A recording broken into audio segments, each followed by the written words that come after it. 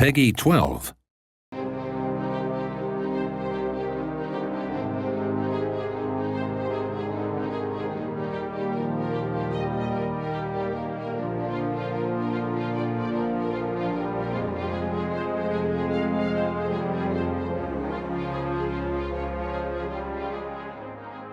Today I'm going to talk to you about the sharp end of politics, that is warfare.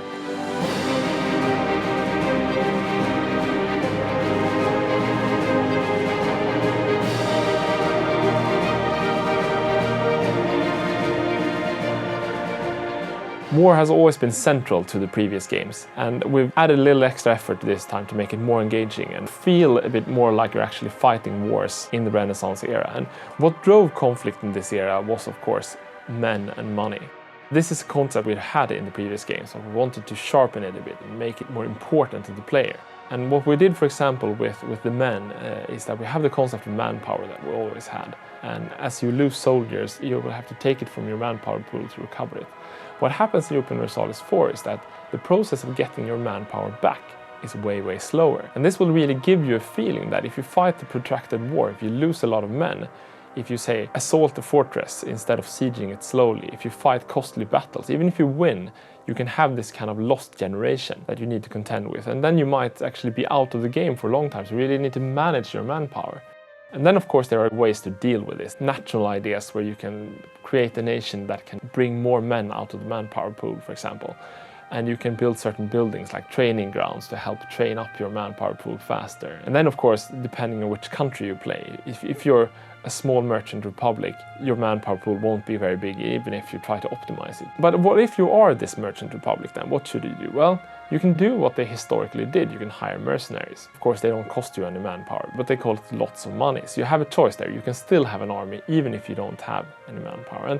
And money comes even more there, because what we did, we felt that wars in the era was so expensive. I mean, monarchs invented new taxation systems just to be able to fund their wars. So we wanted to make them more expensive. What we did was that reinforcements now cost very much more money than they did previously.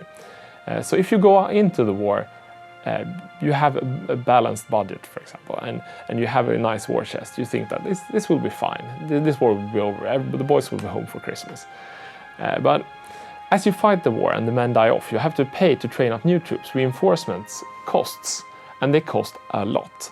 You will go into this war and feel that you have lots of money, especially compared to the previous games. And you will enter the war having taken lots of loans and be close to bankruptcy. You can use your money to get the war started, but if it goes on for very long, you will really start to think about the economy. And we feel that these kind of changes that we've made, the small changes but important changes with manpower and the cost of war, will really help the player get more of a feel for the kind of trade-offs the Renaissance prince had to consider before he went off into war.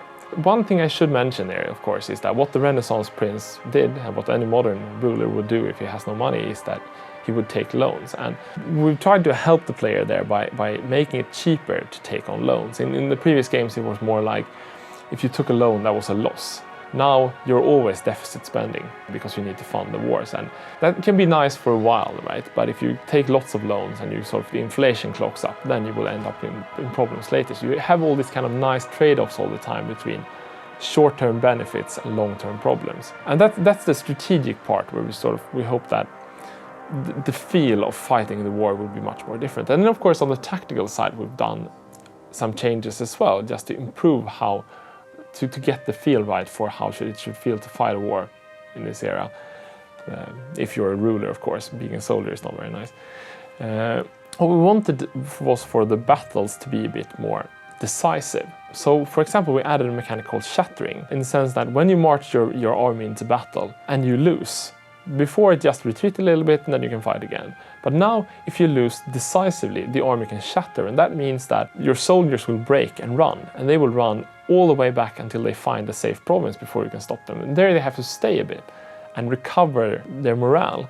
And of course, that makes the battles more decisive without actually making it so that you can lose your entire army at the roll of the dice. Because when your army or when the enemy's army is shattered, the winner can sort of use this time to siege down provinces and to take fortresses and to really decide the war based on one battle. Another concept we added here to sort of give the same feeling is the concept of an army being disorganized. We wanted to get away from the thing where you chase armies too much all over the map and to sort of slow the whole thing down a bit so you have the chance to think, so that if an army loses too much morale, it becomes disorganized and it can't move. If you win a battle, but you had to spend your entire army to do it and your army is exhausted, then it will be locked in place for them to recover, so that the battles will be more decisive, but you will spend less time running after armies and trying to chase them down. We have these kind of concepts that on the surface of it feels fairly complicated, but we really want the player to understand what happens, so we redone the entire combat interface so that anything that happens and that decides a battle should really be visible on the map. There should be no more instances where the player don't really understand why somebody won and why somebody lost. It should feel sort of the same as in the previous games, but it should feel much more, if you know what I mean, right? It should be more decisive battles. They should cost you more money, and you should feel more pain when you lose the soldiers in the field. And I really feel that this has made the game so much more fun.